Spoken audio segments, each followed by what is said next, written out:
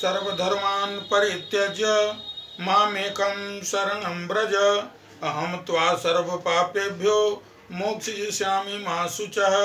संपूर्ण धर्मों का आश्रय छोड़कर तू केवल मेरी शरण में आ जा, मैं तुझे संपूर्ण पापों से मुक्त कर दूंगा, चिंता मत कर। यहाँ सर्वधर्मान परित्यज्य पद का अर्थ संपूर्ण धर्मों का स्वरूप से त्याग नहीं है, प्रत्युत संपूर्ण धर्मों के आश्रय का त्याग है। जैसे पहले अध्याय में आया है, त इमे अवस्थिता युद्धे प्राणांस त्यक्त्वा धनानि च। तो इसका अर्थ यह नहीं ले सकते कि वे प्राणों का त्याग करके युद्ध में खड़े हैं। इसका अर्थ होगा वे प्राणों की आशा का त्याग करके युद्ध में खड़े हैं, क्योंकि प्राणों का त्याग करके कोई युद्ध में कैसे खड़ा होगा। इसी प्रकार अन्य च बहुवसुरा मदर्थे त्यक्त जीविता, इसका अर्थ यह नहीं ले सकते बहुत से सूरवीर अपने जीवन का त्याग करके खड़े हैं। इसका अर्थ होगा ये सूरवीर अपने जीवन की आशा का त्याग करके खड़े हैं, अर्थात उनको अपने जीवन का मोह नहीं। अतः प्रस्तुत श्लोक में सर्वधर्मान परित्यज्य पद का अर्थ सब धर्मों के आश्रय का त्याग लेना चाहिए। तात्पर्य है कि भक्त की दृष्टि में भगवान की शरणागति का जितना महत्व है उतना धर्मों कर्तव्य कर्मों का नहीं।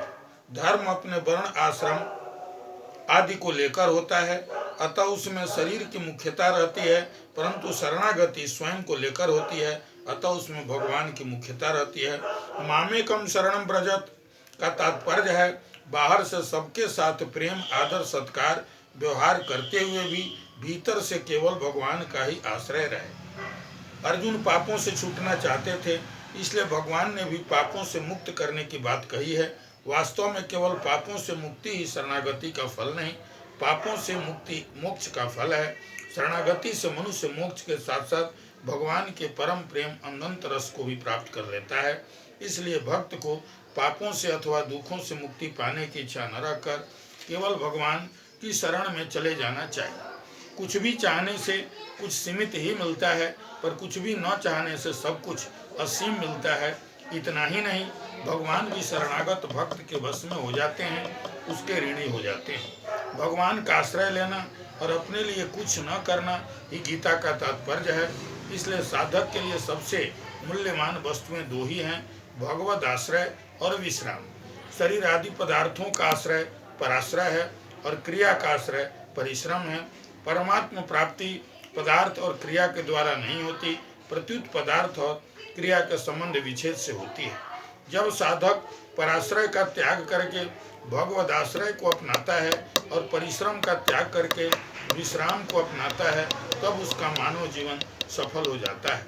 शरीर के लिए विश्राम कुछ न करना भोग है, इसलिए निद्रा के सुख को तामस कहा गया है, परंतु परमात्मा के लिए विश्राम करना साधन है, क्योंकि परमात्मा परम विश्राम स्वरूप है।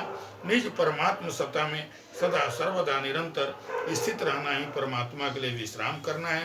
परमात्मा के लिए होने वाला विश्राम तामस नहीं होता, प्रत्युत सात्विक होकर गुणातीत हो जाता है। पराश्रय और परिश्रम तो संसार के लिए है, पर भगवत आश्रय और विश्राम अपने लिए है। यदि किसी साधक का भगवान पर विश्वास न हो, प्रत्युत अपने पर विश्वास हो, तो वह स्वाश्रय को अपना सकता है। यदि साधक का न तो भगवान पर विश्वास हो न अपने पर हो, तो वह धर्म कर्तव्य कर्म का आश्रय अपना सकता है। मैं भगवान का ही हूँ, भगवान ही मेरे हैं, इसको स्वीकार कर लेना भगवान का आश्रय है। मेरा कुछ नहीं है, मुझे कुछ नहीं चाहिए, इसको स्वीकार कर लेना स्व का आश्रय है। पदार्थ और क्रिया केवल दूसरों की सेवा के लिए है, इसको स्वीकार कर लेना धर्म का आश्रय है। भगवान का आश्रय भक्ति योग है, स्व का आश्रय ज्ञान योग है, धर्म का आश्रय कर्म योग है।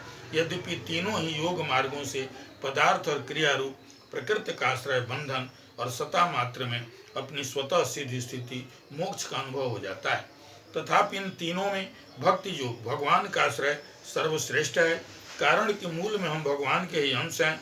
भगवद आश्रय से मुक्ति के साथ साथ भक्ति परम प्रेम की भी प्राप्ति हो जाती है, जो मानव जीवन का परम लक्ष्य है। यह भगवद आश्रय शरणागति गीता का सार है, जिसे भगवान ने विशेष कृपा करके कहा है।